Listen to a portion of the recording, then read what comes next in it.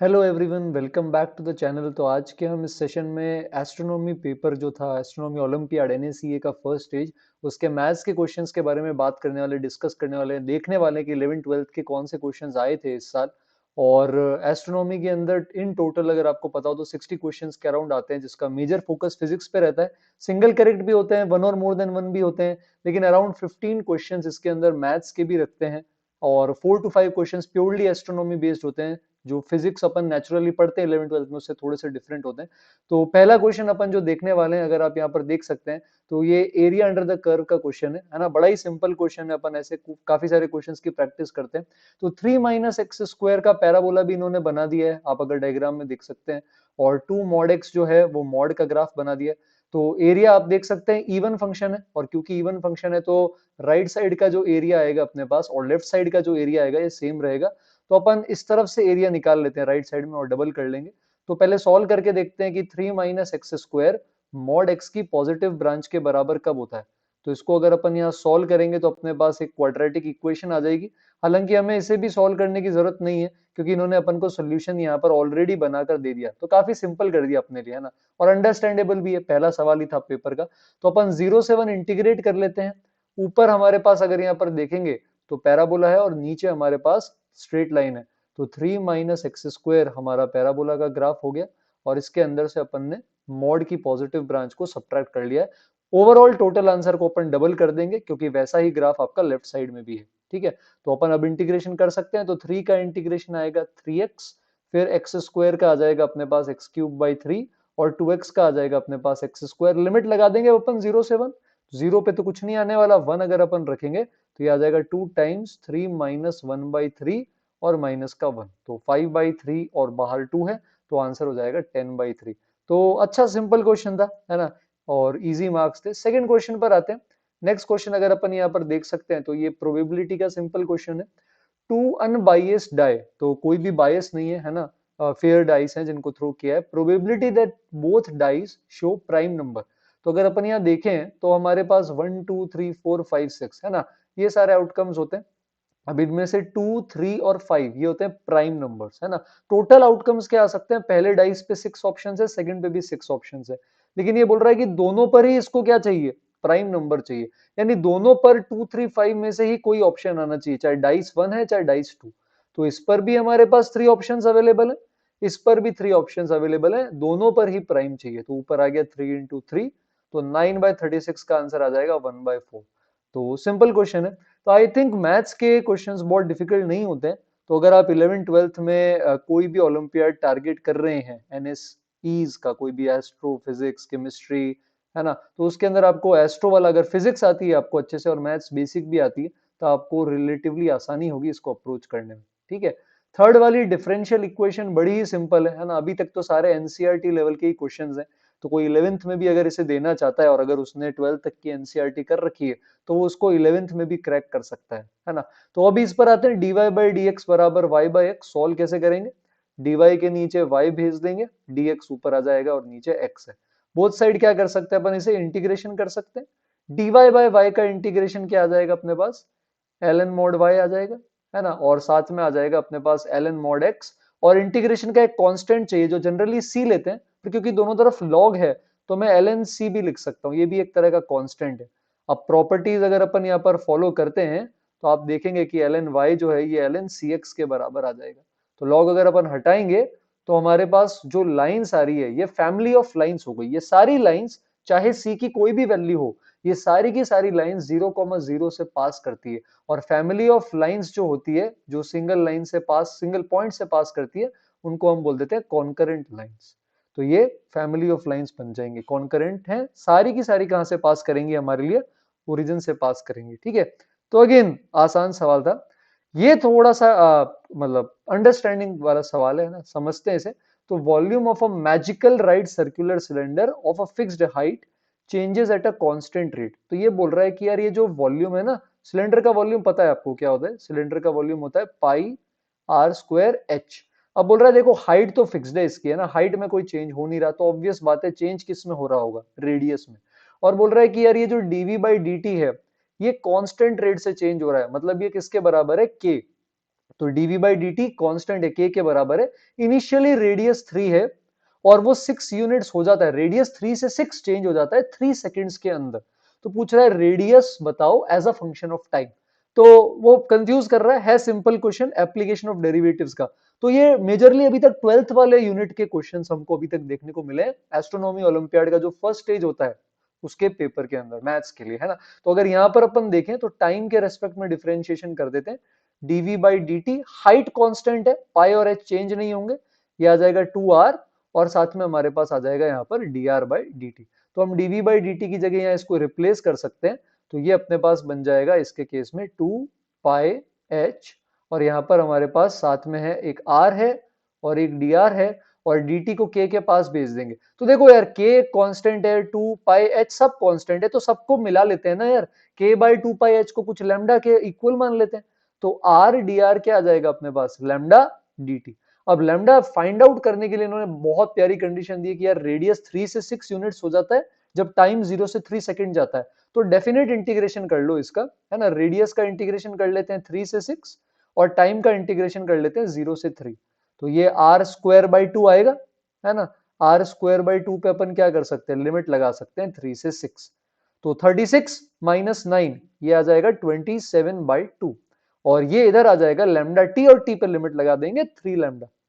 तो 3 से कट हो जाएगा तो लैम्डा की वैल्यू आई थिंक 9 बाई 2 आ जाएगी। कैलकुलेशन अभी बच्चे दोबारा करेंगे।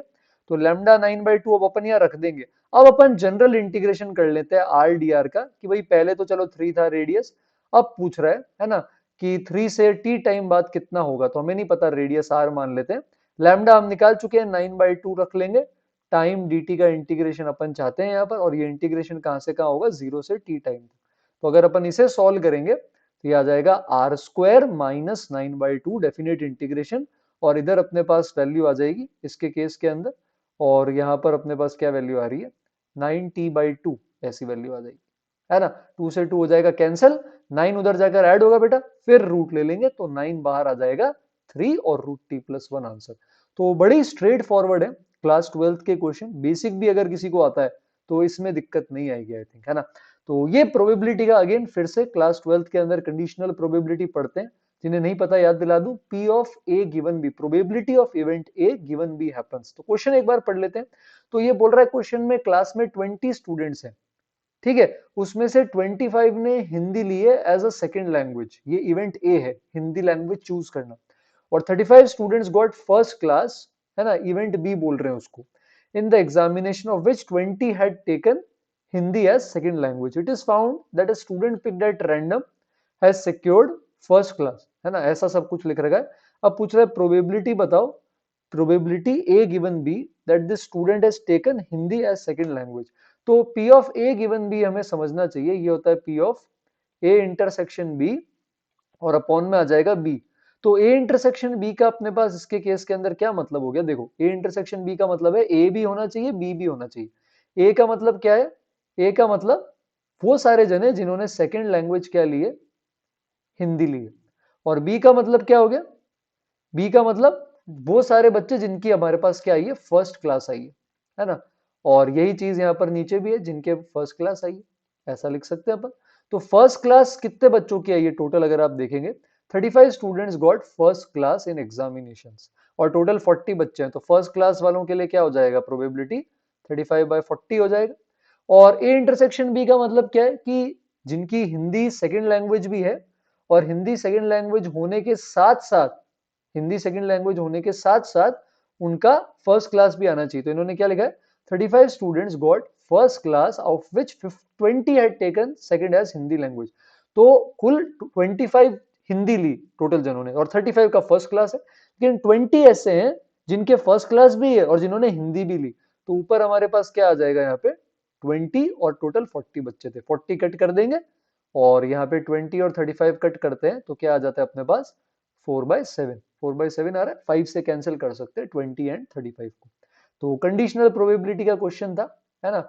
और कोड इसमें अलग अलग होते हैं, आप जैसे एग्जाम के लिए पेपर सर्च करेंगे ऑनलाइन तो हो सकता है आपका क्वेश्चन नंबर जो है वो थोड़ा सा डिफरेंट हो, डिफरेंट डिफरेंट कोड्स आते हैं। और अगर आप में से कुछ बच्चे राजस्थान से देख रहे हैं तो उनका आपको पता हो इलेक्शन की वजह से एस्ट्रोनॉमी का पेपर डिले हो गया था, तो 10th को है, तो इन क्वेश्चन से आपको थोड़ा सा मैथ्स का आइडिया मिल जाएगा, इसीलिए मैंने सोचा एक बार अपन पेपर से पहले इसको बना लेते हैं।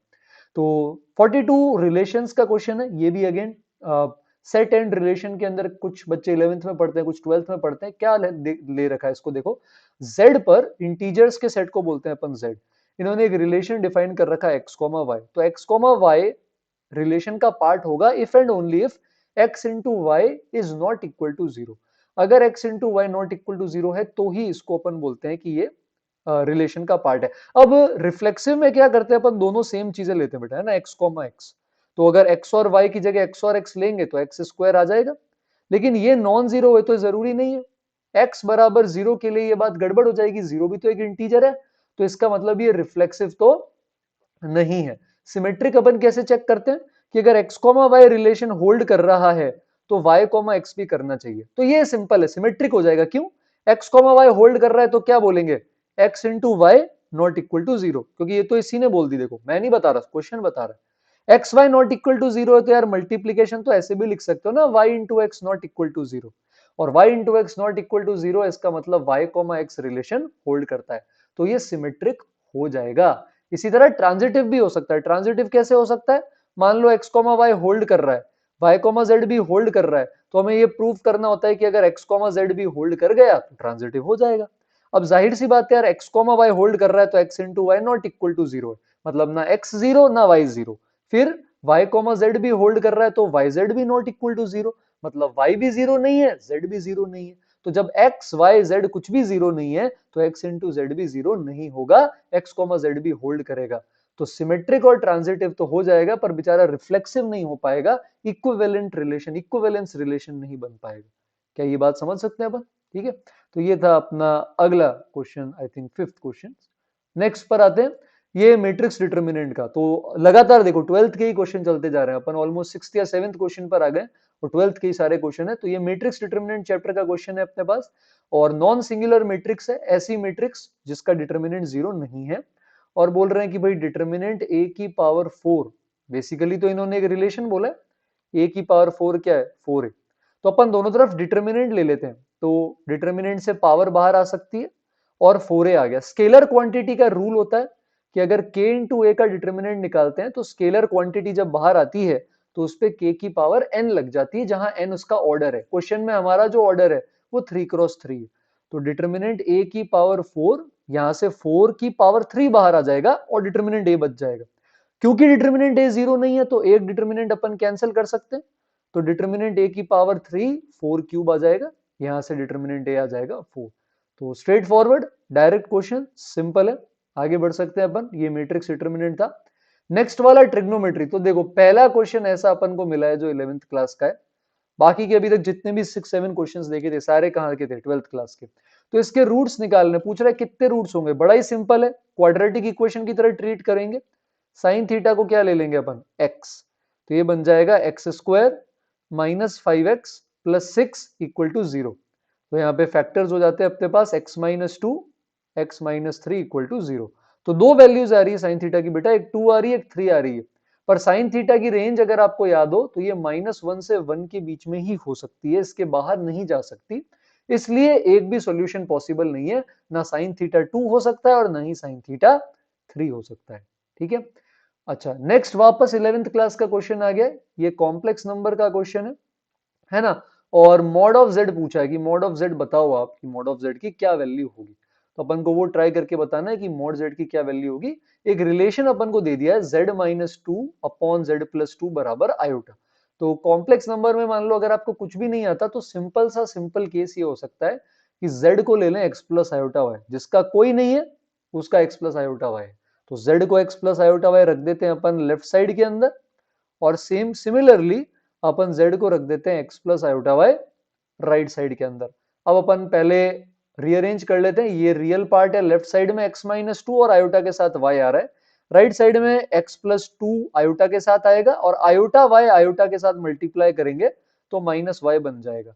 तो हमें पता है कभी भी दो कॉम्प्लेक्स नंबर अगर बराबर होते हैं तो उस केस में जो रियल पार्ट है वो रियल पार्ट के बराबर होगा और जो इमेजिनरी पार्ट है वो इमेजिनरी पार्ट के बराबर होगा। तो यहाँ अपन क्या देख सकते हैं, अपन देखेंगे कि अपने पास दो इक्वेशंस आ गई एक्स वाई में, ये तो पहली इक्वेशन हो गई।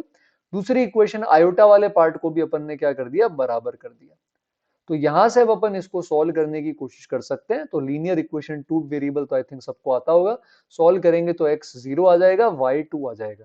तो ये कॉम्प्लेक्स नंबर बन गया 0 + 2 आयोटा, यानी z सिंपली 2 आयोटा है। 2 आयोटा का मॉड 2 होता है। तो सिंपल है फिर से, और कॉम्प्लेक्स नंबर है, 11th का क्वेश्चन है, 11th का कंसेप्ट यूज हो रहा है।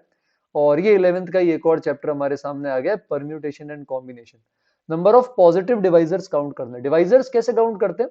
सबसे पहले अगर आपको याद हो तो अपन क्या करते हैं, प्राइम फैक्टराइजेशन करते हैं, ठीक है। और उसके बाद फिर अपन उसके बाद नेक्स्ट स्टेप में क्या करते हैं, सिलेक्शन ऑफ वन और मोर ऑब्जेक्ट्स की तरह करते हैं। तो प्राइम फैक्टराइजेशन करेंगे तो यार देखो डबल जीरो तो मुझे दिख रहा है ना, डबल जीरो मतलब 100 तो अलग हो ही रहा है।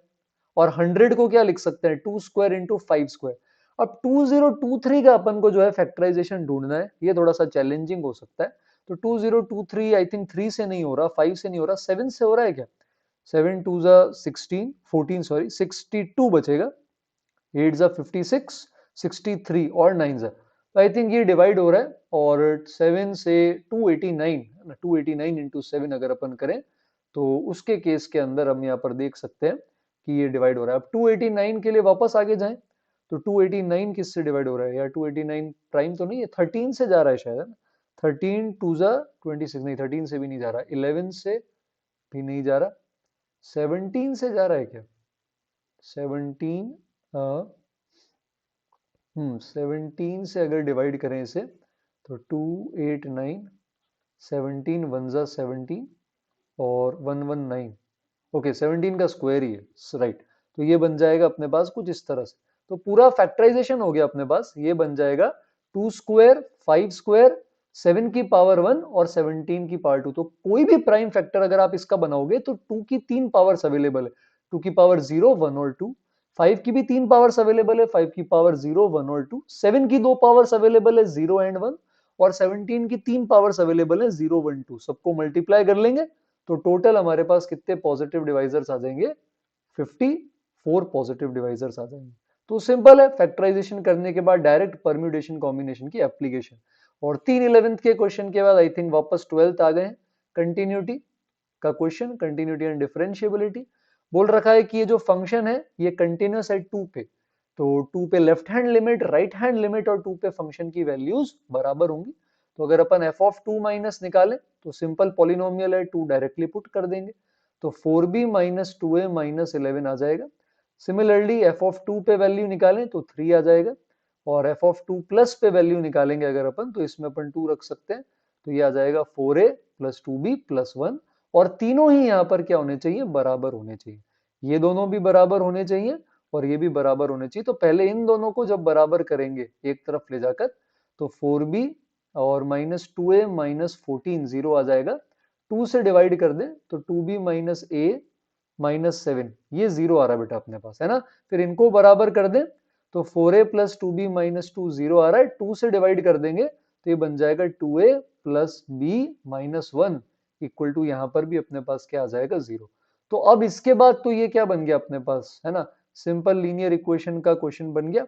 और यहां से अब अपन क्या कर सकते हैं, ए और बी निकालने की कोशिश कर सकते हैं। जैसे मान लो इसको अपन ने 2 से मल्टीप्लाई कर दिया और अब अपन इसको क्या कर सकते हैं, ऐड कर सकते हैं। तो 5b आ जाएगा 15, तो b की वैल्यू 3 और a की -1। तो कंटिन्यूटी का बड़ा ही बेसिक और सिंपल क्वेश्चन है, एनसीईआरटी लेवल। ऐसे इसी तरह ये इंटीग्रेशन का एनसीईआरटी लेवल क्वेश्चन है। cos x के मॉड का टाइम पीरियड होता है पाई, ठीक है। तो cos 2x लोगे तो इस फंक्शन का टाइम पीरियड, क्योंकि ये 2 है तो ये आ जाएगा पाई बाई 2। तो ऐसे दो टाइम पीरियड्स होंगे इसके अंदर, तो अपन इसको लिख सकते हैं 2 टाइम्स 0 से लेकर के पाई बाई 2 cos 2x का मॉड। अब 0 से पाई बाय 4 में ये पॉजिटिव होगा, आप cos 2x के ग्राफ से भी देख सकते हैं। तो 0 से पाई बाय 4 तो cos 2x ही रहेगा, फर्स्ट क्वाड्रेंट में 2x है। उसके आगे अगर अपन जाएंगे तो अब यहाँ पाई बाय 4 से पाई बाय 2 पर जाने पर ये आई थिंक सेकेंड क्वाड्रेंट में है, तो ये माइनस का cos 2x बन जाएगा। इसको अब अपन यहाँ इंटीग्रेट कर सकते हैं। cos 2x का इंटीग्रेशन हमें आता है sin 2x और अपॉन में आ जाएगा 2, और इसका माइनस साइन 2x/2 होगा। लिमिट ना लगाना भूलें, इधर आएगी 0 से पाई बाय 4 और दूसरा वाला जो होगा, है ना, माइनस साइन के साथ, उसमें आ जाएगी साइन 2x/2 और यहाँ आ जाएगी π/4 से लेकर के π/2 ऐसा। तो है ना, तो इधर से हाफ आएगा आई थिंक, और इधर से भी माइनस माइनस हाफ, तो 1 का डबल 2 आंसर आ जाएगा। तो definite integration class 12, simple question, बिल्कुल सिंपल प्रॉपर्टी। ये क्लास 12 का वापस पोर्शन आ गया। ये जनरली जेई के लिए तो नहीं पढ़ते अपन, क्योंकि एलपीपी एक ही सवाल आया है आज तक प्रॉपर एलपीपी का। तो बना करते क्या है, इसमें पहले ग्राफ बना लेते हैं। z बराबर x plus y subjected to these constraints. तो अपन को इसके केस में x प्लस वाई को मैक्सिमाइज मिनिमाइज करना है, और कंडीशन के लिए ये तीन इनइक्वालिटीज बनानी पड़ेंगी। तो आप यहाँ पर x plus three y greater than equal to 6 बनाएंगे। तो ये कुछ इस तरह से बनेगा अपने पास, x plus three y greater than equal to 6। तो यहाँ पर अगर अपन देखें, पहले y को 0 कर लेंगे और फिर अपन x को 0 कर लेंगे, और ग्रेटर देन इक्वल टू है तो इस साइड वाला रीजन जो है ये अपने पास इसके केस के अंदर आ जाएगा। फिर यहाँ पर अगर अपन देखें तो y less than equal to 3 है। y less than equal to 3 हमें बनाना आता है। y बराबर 3 वाली जो लाइन है, दूसरे कलर से प्लॉट कर लेते हैं अपन। तो y बराबर 3 वाली जो लाइन यहाँ से कहीं से जाएगी, 2 के ऊपर होगी, ये 2 है तो ये क्या हो जाएगा 3। तो ये आपकी y बराबर 3 है, और इसके नीचे का हिस्सा हमें चाहिए, तो इसके नीचे का हमारे पास ये वाला हिस्सा जो है ये आ जाएगा। और फाइनली लास्ट में x प्लस वाई की बात कर रहे हैं, x plus y less than equal to 4, और सब कुछ फर्स्ट क्वाड्रेंट में लेना है। तो x plus y less than equal to 4 की अगर अपन बात करेंगे तो वो कुछ इस तरह नीचे की तरफ आते हुए बन जाएगी, है ना। तो इस लाइन को भी अपन क्या कर सकते हैं, प्लॉट करने की कोशिश कर सकते हैं। लेस देन इक्वल टू है, तो आई थिंक जो कॉमन रीजन आएगा इन तीनों के लिए, तो देखने पर तो अभी यही लग रहा है हमें। तो एक बार पॉइंट्स निकालेंगे तो थोड़ा क्लियर हो जाएगा। तो अपन इन सबको सॉल्व करेंगे। तो पॉइंट निकालने के लिए अब अपन यहाँ पे क्या कर सकते हैं, इसके केस के अंदर पहले जैसे y बराबर 3 जो है, इसको सॉल्व कर सकते हैं x plus three y equal to 6 के साथ। ठीक है, तो ये तो पीछे आ रहा है आपका, है ना।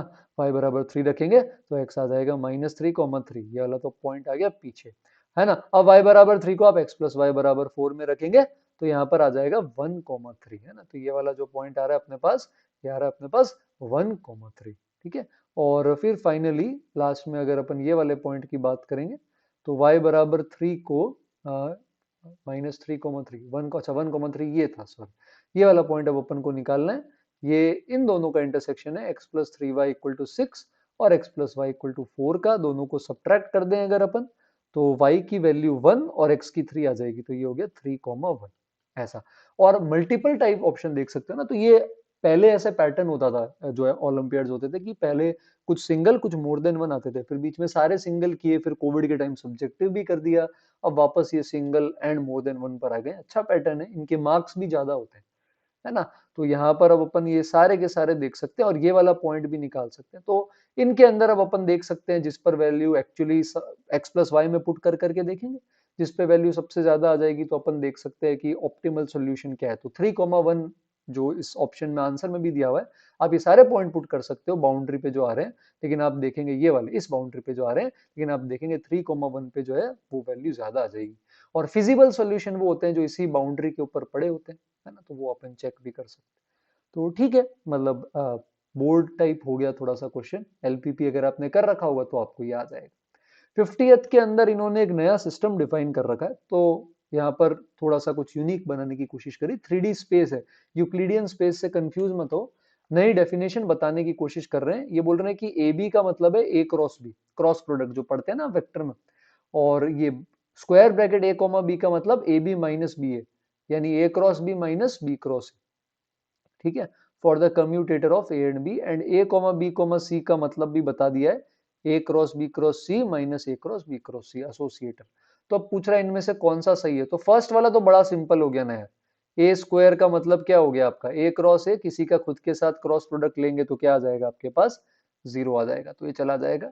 डी वाला एक और ऑप्शन देख लेते हैं। तो इसके अंदर A cross B cross C plus B cross vector triple product, I hope आप सबको आता हो, है ना। तो वेक्टर ट्रिपल प्रोडक्ट ये भी अगेन 12th क्लास का ही क्वेश्चन है। वेक्टर ट्रिपल प्रोडक्ट, है ना, 11th में नहीं देखते। तो बी वेक्टर बाहर आएगा ए डॉट सी, माइनस सी बाहर आएगा ए डॉट बी, फिर इधर जाएंगे तो सी बाहर आएगा बी डॉट ए, और फिर ए बाहर आ जाएगा बी डॉट सी, और लास्ट के अंदर ए बाहर आएगा c dot b, minus b बाहर आ जाएगा सी डॉट ए। तो ये सारे टर्म्स अगर आप देखेंगे तो यहाँ पर आपस में क्या हो जाएंगे, कैंसिल हो जाएंगे, और आंसर क्या आ जाएगा 0, जो कि एडी में दे रखा है। ठीक है। सेकंड जैसे गलत है, बोल रहा है ए क्रॉस बी जीरो है for all a not equal to b. ऐसा तो कोई जरूरी नहीं है कि क्रॉस प्रोडक्ट हमेशा जीरो हो। तो इस तरह से क्रॉस प्रोडक्ट और वेक्टर ट्रिपल प्रोडक्ट ही है, बस जबरदस्ती कॉम्प्लिकेट करने की कोशिश कर ली। ये वापस लिमिट्स का, कंटिन्यूटी का, डिफरेंशिएबिलिटी का क्वेश्चन आ गया हमारे पास। तो एफ एक्स जीरो है जीरो पे, इसके अलावा sine mod x upon mod x है ना। अब मान लो एक्स जैसे पॉजिटिव है तो ये बनेगा साइन एक्स अपॉन एक्स, और एक्स नेगेटिव है तो ये बनेगा sine minus x upon minus x. दोनों में से माइनस बाहर आके कट जाएगा। तो ये मॉड यहाँ पर कोई सेंस नहीं रखता बेटा, है ना। दोनों ही केस में ये क्या बनने वाला है आपके पास यहाँ पर, दोनों ही केसेस के अंदर ये सेम चीज बनने वाला है, साइन एक्स अपॉन एक्स। अब जैसे लिमिट एग्जिस्ट करती है, क्यों करती है लिमिट एग्जिस्ट, क्योंकि हमें पता है कि एक्स टेंडिंग टू जीरो लें तो ये स्टैंडर्ड लिमिट वन आता है, जीरो प्लस लो चाहे जीरो माइनस, तो लिमिट एग्जिस्ट करती है। अब डिफरेंशिएबिलिटी या डिसकंटिन्यूटी चेक करनी है तो डिसकंटिन्यूअस है, क्यों है, क्योंकि लिमिटिंग वैल्यू तो वन आ रही है लेकिन फंक्शन की वैल्यू जीरो दे रखी है। तो लिमिटिंग वैल्यू वन है लेकिन फंक्शन की वैल्यू जीरो, तो जब लिमिट बराबर होती है पर फंक्शन बराबर नहीं होता तो वो रिमूवेबल डिसकंटिन्यूटी होता है। ये थ्योरी में आपको पता होगा। और अगर डिसकंटिन्यूअस है तो डिफरेंशिएबल ऑफ कोर्स नहीं होगा, नॉन डिफरेंशिएबल है, तो बीसी गलत है और एडी करेक्ट हो जाएंगे। क्लियर है। चलो तो फाइनली लास्ट सवाल पर आ जाते हैं। एक linear differential equation, again class 12th का क्वेश्चन आ गया हमारे पास। डिफरेंशियल इक्वेशंस का तीन चार क्वेश्चंस के अलावा, तीन क्वेश्चंस आई थिंक 11th के थे, बाकी 12 क्वेश्चंस या 13 क्वेश्चंस जो अपन ने देखे तो वो सारे किसके थे, क्लास 12th के थे, बट सिंपल थे। तो आप इसके मैथ्स पोर्शन के अंदर बेटा फुल मार्क्स स्कोर कर सकते हो। एक्स से अपन ने डिवाइड कर दिया है, इंटीग्रेटिंग फैक्टर क्या आ जाएगा अगर अपन यहाँ पर देखें तो ये आ जाता है ई की पावर इंटीग्रेशन 3/x ऐसा। तो ये अब यहाँ पर अगर अपन करेंगे तो इसके केस के अंदर ये बन जाएगा e की पावर 3 ln mod x, और ये ऊपर चला जाएगा तो पावर में आ जाएगा 3, तो ये बन जाएगा इसके केस के अंदर mod ऑफ x का क्यूब। ये इसका इंटीग्रेटिंग फैक्टर है ना। तो y के साथ इसको मल्टीप्लाई कर देंगे इसके केस के अंदर, और राइट साइड के अंदर भी हमारे पास क्या हो जाएगा, अगर यहाँ देखेंगे तो राइट साइड में हमारे पास एक्स स्क्वायर है, वहां भी इसको क्या कर देंगे, मल्टीप्लाई कर देंगे। एक सेकेंड, आंसर में कुछ गड़बड़ है क्या, एक्स से अपन ने डिवाइड किया, it is a homogeneous differential, homogeneous तो नहीं है, क्लियर है ये। 3x cube is integrating factor, नहीं, इंटीग्रेटिंग फैक्टर वैसे मॉड एक्स क्यूब है, पर जब x की कोई रेंज नहीं दे रखी तो सॉल्व करने के लिए हम एक्स क्यूब लेकर ही सॉल्व करेंगे। तो एक्स क्यूब इंटीग्रेटिंग फैक्टर है। अब रही बात इसकी, तो अच्छा इन्होंने पर्टिकुलर सॉल्यूशंस अपनी इच्छा से बनाए, तो वाई एक्स क्यूब आ जाएगा अपने पास। यहाँ पर अपन क्या करेंगे, एक्स स्क्वायर बचा, यहाँ देखेंगे इसको एक्स क्यूब से मल्टीप्लाई कर देंगे। अब इंटीग्रेट करेंगे तो वाई एक्स क्यूब आ जाएगा एक्स की पावर 6/6 प्लस कॉन्स्टेंट सी। पूरे को एक्स क्यूब से डिवाइड कर दो तो वाई आ जाएगा x cube by 6 plus c by x cube. तो आप देख सकते हैं बेटा बी सी में ये सेम है, सी कुछ भी हो सकता है, इन्होंने 2023 और माइनस ये ले लिया, तो इससे घबराना नहीं है, बोथ ऑप्शंस आर करेक्ट। तो ये जो था हमारे पास इसका बेसिक एक आइडिया था, जो इस साल का अपना एस्ट्रोनॉमी का पेपर हुआ था, आई थिंक लास्ट संडे या लास्ट संडे को हुआ था। तो कुछ पॉइंट्स जो यहाँ से मैं आपको बता सकता हूँ अभी के लिए, कि national standard examination in astronomy ये बहुत ही प्रेस्टिजियस एग्जाम है, जो IAPT, Indian association of physics teachers, every year conduct करवाते हैं। और इसके अंदर बेसिकली आपकी फिजिक्स, मैथ्स और एस्ट्रोनॉमी ये पूछी जाती है। एस्ट्रोनॉमी लेवल 1 में थोड़ी बेसिक होती है, फिजिक्स भी थोड़ी सी इसके अंदर कंसंट्रेटेड होती है कुछ चैप्टर्स के अंदर, जैसे आप ग्रेविटेशन देखेंगे या हीट ट्रांसफर देखेंगे, थर्मोडायनेमिक्स देखेंगे, ये थोड़ा सा जो जो सारे फिनोमेना आप एस्ट्रो में ज्यादा देखते हैं वो इसमें क्वेश्चंस भी थोड़े ज्यादा होंगे। हालांकि लेवल 1 में इतना ज्यादा नहीं रहता डिफरेंस, और लेवल 1 में थोड़ी सी मैथ्स भी आती है। तो इसके अंदर अराउंड 200 से 300 स्टूडेंट सेलेक्ट होते हैं जनरली, और फिर उनका जो सेकंड स्टेज होता है उसके अंदर सब्जेक्टिव पेपर होता है INAO का, इंडियन नेशनल एस्ट्रोनॉमी ओलंपियाड, जो सब्जेक्टिव लिखते हैं उसके अराउंड 30 स्टूडेंट्स कैंप के अंदर जाते हैं, जो HBCSC कंडक्ट कराता है, होमी बाबा सेंटर जो है। अगेन कैंप तक जाना बहुत बहुत डिफिकल्ट होता है और बहुत मेहनत करनी पड़ती है। आपको इन मैथ्स के क्वेश्चन से लग रहा होगा कि सर क्या है, फर्स्ट स्टेज रिलेटिवली इजी होता है बट फिजिक्स अच्छी होती है। मैथ्स इस साल मतलब इतनी आसान लग रही है अपन को। तो फिर इसके बाद कैंप के अंदर जो 30 स्टूडेंट्स जाते हैं वहां से जो भी कुछ स्टूडेंट्स सेलेक्ट होते हैं उनका ट्रेनिंग कैंप होता है और फिर around 4 to 5 students he last में इंडिया को जाकर रिप्रेजेंट करते हैं और मेडल जीत कर आते हैं। तो अगेन बहुत प्रेस्टिजियस एग्जाम है, आप 11th 12th के साथ दे सकते हो। मैंने भी 12th में दिया था, क्लियर किया था, तो अपना एक्सपीरियंस भी शेयर कर रहा हूँ। अलग से नहीं पढ़ाई करी थी, सेकंड स्टेज के टाइम एस्ट्रो जरूर थोड़ा देखा था, बट अनफॉर्चुनेटली मैं सेकंड स्टेज देने नहीं जा पाया था क्योंकि 12th में था तो जेई की भी प्रिपरेशन थी। तो और भी इस एग्जाम्स की तरह से अपन साथ आते रहेंगे और काफी टाइम बाद वीडियो आया, मैं ट्राई करूंगा थोड़ा सा रेगुलर रहें क्योंकि जेई भी आ रहा है और बहुत क्लोज है हम 1000 सब्सक्राइबर के लिए। तो थैंक यू फॉर वॉचिंग, और आप में से किसी ने सब्सक्राइब नहीं किया है तो जरूर सब्सक्राइब करें। जल्दी मिलते हैं एक और इंटरेस्टिंग वीडियो के साथ, तब तक के लिए थैंक यू एवरीवन।